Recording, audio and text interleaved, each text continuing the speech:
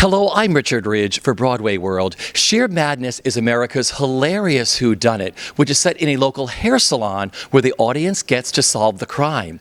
It has been playing for 36 years in Boston, 28 years in Washington, D.C., and is finally coming to New York City, where it will begin performances on October 22nd here at New World Stages, where we dropped by to meet the company.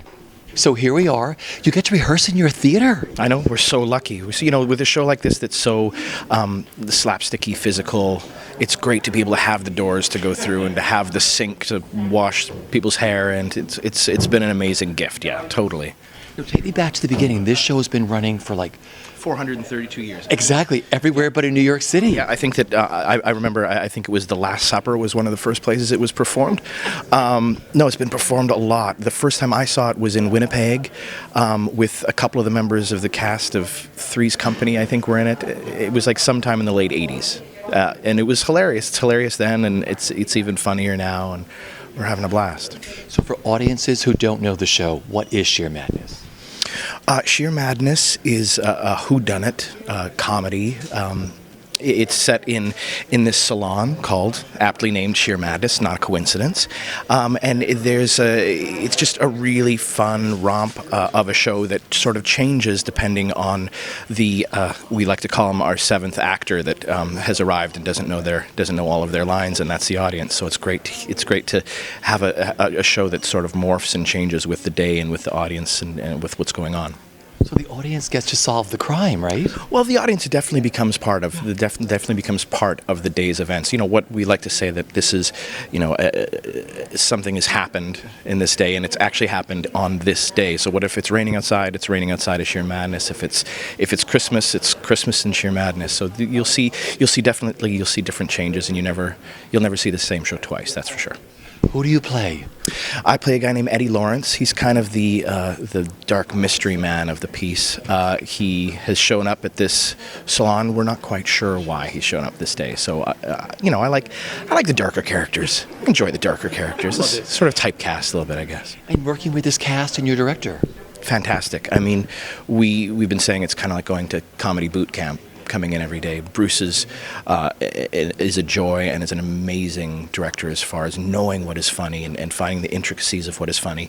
But he's also he's got such a huge heart. He's been with this piece for so long, and you could easily be jaded and easily be really over the funny and over the fun. But he just embraces the part of the show that really is important. That's sort of the magic of this show. It's like when the fourth wall sort of gets let down and the audience gets let in to become part of this piece. It's a magical moment. It still is. It's really fun.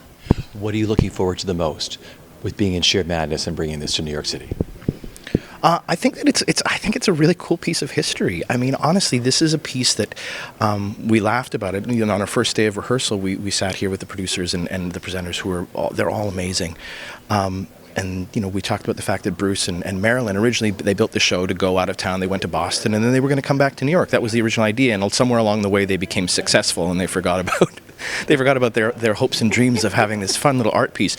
So, over 30 years later, we're here presenting their little baby in the mecca of theater, and it's an exciting piece of history. For me, that's the most exciting part. Well, how excited are you to be working on this? Incredibly excited. I think we all are. It's sort of the opportunity of a lifetime. Did you know the show before you started? I saw it about 10 years ago in D.C. Yeah, so I'm fairly familiar with it. I know Bruce. I've had a lot of friends do it, so we're thrilled. So when you first saw it, what made you fall in love with it?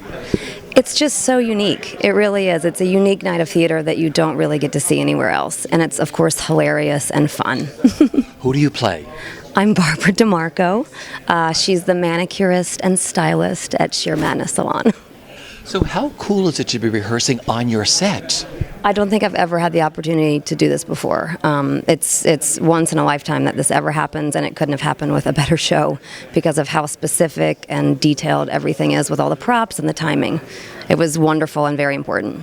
Because you doing manicure stuff? We are washing hair, we are doing manicures, we are running around like nuts, answering phones, yada yada, yeah. And working with this cast. They're brilliant. I can't tell you how lucky I feel to be with each and every one of them. I know Lynn, who plays Mrs. Schubert from before, and everyone else is new and fabulous. And what you're looking forward to the most with doing this in New York City? I think we're most excited about, how New York takes it and changing it and making it unique to New York and very specific and timely. It's part of what makes the show so fun, and part of what makes people want to come again and again is that we get to change it every night. It's always a different show. So here we are. Did you know the show before you started? Okay, I saw it in 1985 and in Boston at the Charles Place, and I remember it being hysterical. It's 1985, people. I don't remember the details of the show, so that when I went to auditions, I was like, oh my God, I forgot this was blah, blah, blah, blah, blah. Yeah, because we didn't get the full script. There's no full script because a lot of stuff is improv. Do you know what I'm saying? So it's like there is a structure to this script, but it's like, so we're like, what happens? What happens? He goes, there's secrets here, so just roll with that at the audition. And we were like, okay. I It was love fun. that. It was a lot of fun. Scary. Scary. Go ahead. Who do you play? I play Mrs. Schubert, the Park Avenue socialite, and I come in here to get my hair done. That's. I'm not going to tell you too much. I don't want to tell you too much more than that. But there's a crime that takes place, right? Sort of, or It is a murder. We'll tell you that much. Okay. And it's a whodunit. I call it Clue on steroids. It's a farce as well. It's different every night for us as the actors because we have, like I said, we have our structured script, and then depending on the audience, it's different every night. And what they give us, we have to improv back. And it's like, okay, we'll. Now, as an actor who memorizes linearly, it's tough. It's challenging. It's as each day goes on, it gets a little bit easier, but it's a little daunting. It's like walking the tightrope every night. It's gonna be every show's gonna be different. So I was going to ask you, what are rehearsals like? Does Bruce throw you different scenarios? We're at the advantage because Bruce and Marilyn know this show, so they kind of know where the show now sits and where it could possibly go in directions. But there's nights we could be completely surprised, completely thrown, and he said still, and depending on the city, it's just, we're completely thrown. So it's tailor-made in New York City. It's a hair salon, Sheer Madness, an actual fake hair salon on the corner of 50th and 9th.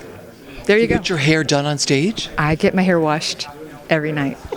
Good luck, Sort of right? like Mary Martin in South Pacific or Kelly O'Hara in South Pacific when Nellie gets her hair washed every performance. But mine's with shampoo and conditioner and curlers and a dryer, and I've got to get it dried by the time we actually style it on stage. So I don't. I'm counting on Kate to do a good job. I don't know. She will. What are you looking forward to the most with doing this here in New York? I'm looking forward to the audience because I think they're going to be the final ingredient for us. And comedy's hard. Come on, it's hard. Sure. So it's going to be relying on the energy from them. Yeah, I think right now I'm looking forward to getting off book where I need to get off book, and that's we'll go And from a there. great hairdo every night. Great. Well, it's my cut too, so I have a really good hairstylist. So, but they're so generous, they're so sweet. Whatever kind of shampoo they want, they're putting my shampoo in the thing and all that. So, I love it. I did ask him did Mr. Schubert's hair ever fall out, and he said no, it actually got better. So, look for me. I'll be doing L'Oreal ads or something. Here we are. How excited are you? I'm so excited to have this be in New York City. Finally, it's here. I've done this in other cities, but I've been waiting for it to show up here.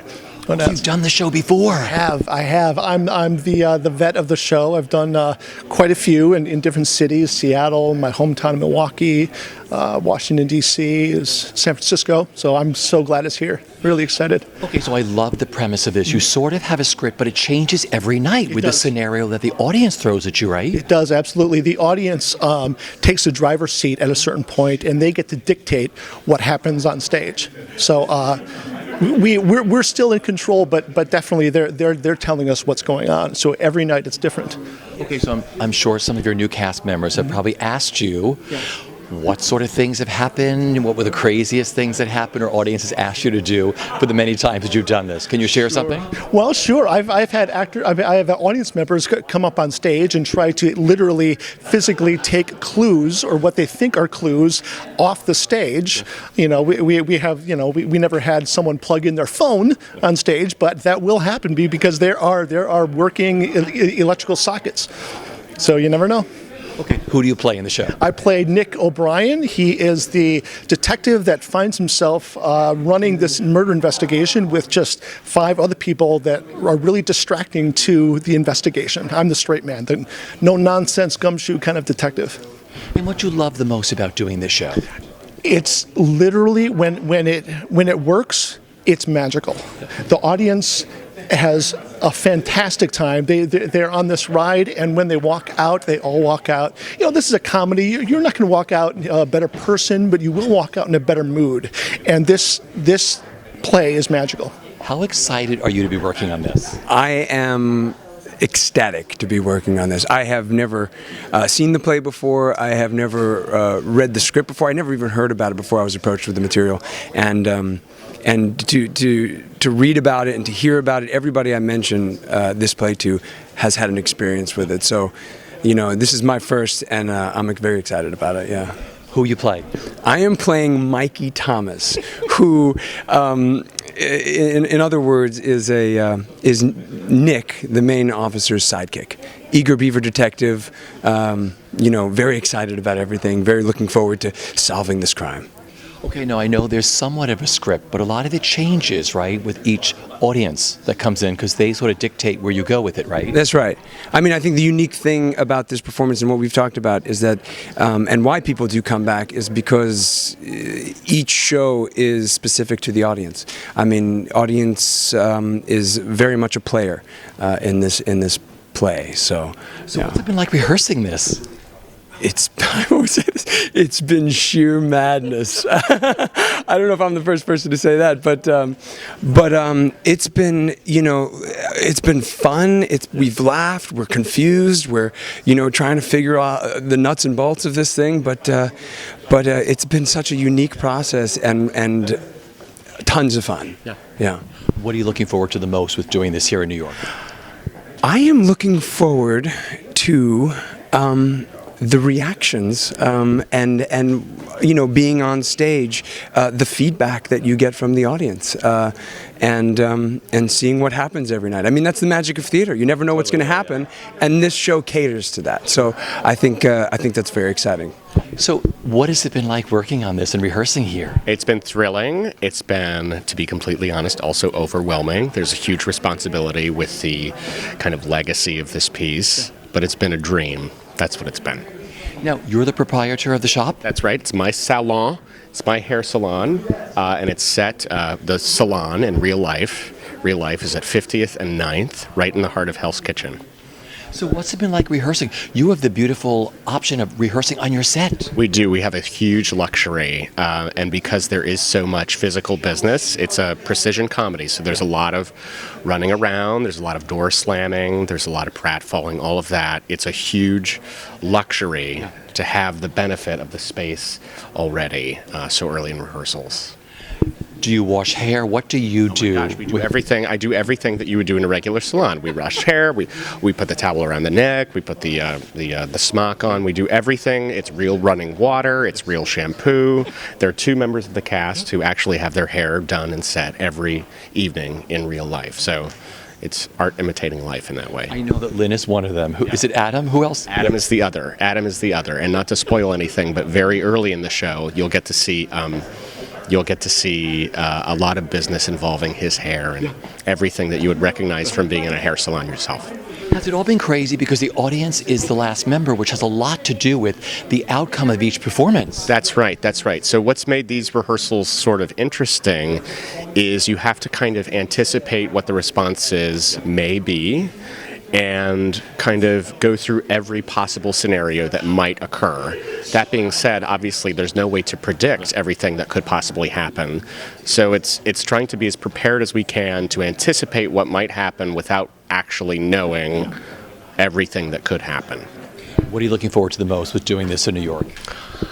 You know what, I have to say really selfishly in a way, this is a really, really great part. He's kind of he wears his heart on his sleeve. He's the ultimate raconteur and the wittiest. He is as witty as I would aspire to be in real life. And he's kind of a never-ending machine in that way. So I'm really looking forward to not only inhabiting that, but also getting to have fun with these fantastically talented people who I get to share the stage with too. You finally made it to New York. Finally. We're so excited. It really is a very, very exciting thing to have happened. We're thrilled. We're nervous, naturally. I've lost quite a few hours of sleep, but we're having a great time because we have terrific producers and they're doing a wonderful job. So we decided we're going to enjoy this, and hopefully the audiences will too. Oh, I'm sure they will. 36 years in Boston, 28 years in Washington, D.C. It's been translated into how many languages? I think 21 languages, and it's amazing. I mean, you know, we've gone to a lot of the openings of the foreign companies, and it's so much fun to watch those people respond in the same way our American audiences do. Audiences you wouldn't even think would are delighted by it. So that's very fun for us. Well, I'm sure it's universal because everyone gets their hair washed, everyone gets their hair done, everybody loves a whodunit, and everybody loves a comedy, right? You know, that's exactly the truth. They're the two most popular forms of entertainment, a comedy and a mystery. And the characters in the show are people that you see every day. And people go, oh my God, yeah, I've seen that hairdresser, or that customer, Mrs. Schubert, oh my God, she comes to the shop all the time. And it's that familiarity. And also, I think part of the magic of Sheer Madness is the fact that it takes place today. This minute, not even just today, right up to the minute, in the city where it plays. So you have a lot of opportunity for humor. The localized humor, the things that have happened this morning are in the play that night. And the fact that New York is full of things, too. I mean, all kinds. I'm sure 10 minutes before you start a performance, you could change things you want to add into the show, right? Oh, that's part of the fun, is coming at half hour as an actor. And I think that's why the actors love playing the show for these long periods of time, because each night they get to add something, take something out, make something new, make something funny, and it's great watching them at work, like 20 minutes before the show goes on. How are we going to get this into the show tonight? But they find a way, right? Always. Now, you have quite a history. You played both the female roles? Yes. I played Barbara, the manicurist, the first time around 4 times. And to tell you the truth, I always wanted to be Mrs. Schubert. And by the time we got to Washington, I said, Bruce, the director, I said, Bruce, please, can I be Mrs. Schubert? That's who I always wanted to be. So I got to play Mrs. Schubert. So I hope I don't get to play Isabel Cherney, the one who gets murdered upstairs. But anyhow, it's been fun. It's great. The actors loved it. I know I loved it, being an actress in the play, because you got to be on your toes too. You got to be thinking every minute. What's been the biggest thrill for you? I mean, 36 years in Boston, you have this incredible way about you. All the actors who I spoke to have fallen totally in love with you because of just the way you handle this piece and how you love this piece. And what do you love the most about this piece? Well, of course, I love comedy. But the thing I love the most about this piece is how many new theater goers we have created. I mean, we play to people who go to the theater all the time, and we play to tons of people who have never been to a show before, but their friend says to them, you got to go see this thing that they're doing. So we create new theater goers, and that is a great thrill. That and the fact that around the country, a lot of people have homes and cars because of Sheer Madness. And I love that. You have an incredible cast you put together for New York. What's it like working with them? Wonderful. A joy. We enjoy each other. We work hard, very hard all day, and they're spot on. Yeah. You know, you've given them the incredible luxury. We're sitting in your beautiful salon where you begin performance on October 22nd.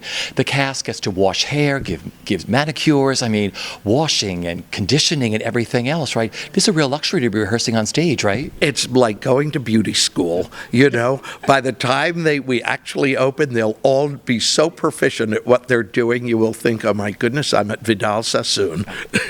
What are you looking forward to the most with bringing Sheer Madness to New York? Well, I'm looking forward to the new people who get to see it. We say all the time, everybody says, oh, that's been playing in New York, hasn't it? It's never played in New York. And I think that there's going to be a whole bunch of people like my high school friends from Amityville, Long Island, who've already written and said that they're coming in to whatever show they're coming into. So we're going to have a chance to show off a little bit to our friends and family. And for you? Well, for me, it's very special because I grew up in New York, and I went to the theater all the time when I was a kid. As a matter of fact, when I was 18, I finally discovered that everybody didn't get out of the theater and go to the stage door to see the actors come out. So I've always been stage struck since I'm a kid, and to be back in New York and have a lot of friends here, I too have gotten a lot of calls, oh my God, you're here, we're coming such and such a date.